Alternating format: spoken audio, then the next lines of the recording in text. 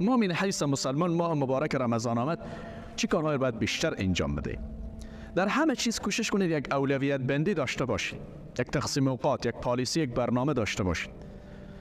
وقت ماه مبارک رمضان فرا میرسد کوشش کنید از دیگه کارها خودتان فارغ بکنید.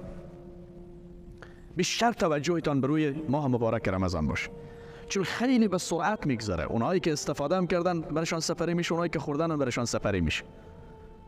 شما در حدیث میبینید پیامبر صلی الله علیه و سلم روزی به منبر بالا میشه، پله اول منبر میگوید آمین، دوم بالا میشه میگوید آمین، سوم بالا میشه میگوید آمین. بعد از ختم نماز و خطبه و جلسه صحابه پرسان میکنن حکمت از چی بود؟ میگوید همیشه من دعا میکردم جبرائیل آمین میگفت، امروز جبرائیل دعا کردم من آمین گفتم. یک چیزی پله های منبری که پیغمبر بالا رفت و آمین گفت این بود دعای جبرائیل. وای بر او کسی که روزی رمضان در میابد، ماه رمضان در میابد، توسط خیر و برکت رمضان خودش وارد بهشت نمیسازد.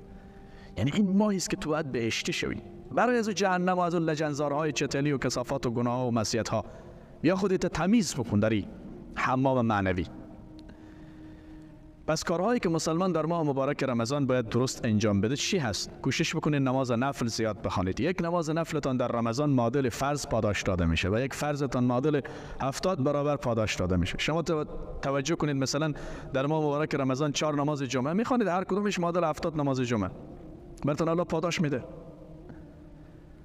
و اگر در دیگه وقت نفل نمیخوانید در رمضان کوشش میکنید حداقل اگر دیگه نفلی نمیخوانید همین سنتایی که قبل از نماز و بعد از نماز است و تهجد در نیمه شب اینا رو بخوان، کوشش بکن انجامش بدید.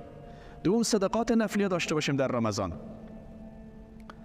سوم تعاون و همکاری داشته باشیم در ماه مبارک رمضان برای فقرایی که نه سحری دارن نه افطاری دارن نه غذای برای تهیه کردن دارن. هر عمل خیری که میبینیم برای حریص باشیم در رمضان. از الله بترسید اگر چی به نصف دانه خرما هم باشه. یعنی دین وادی نیست که برای ما این رو بیان میکند که شما ممکن در روز قیامت به سبب نصف دانه خرما یا بهشتی شوید یا جهنمی. فمن یعمل مثقال ذره خیر یره و من یعمل مثقال ذره شر یره فاما من ثقلت موازینه فهو فی عیشة راضیه. شاید ممکن اما موازینت با او یک دانه خرما اضافه شه، وزنش سنگین‌تر بشه. پس هیچ خیری کم نشمارید، کوچک نشمارید. تلاش بکنید در ماه مبارک رمضان رو انجام بدهید.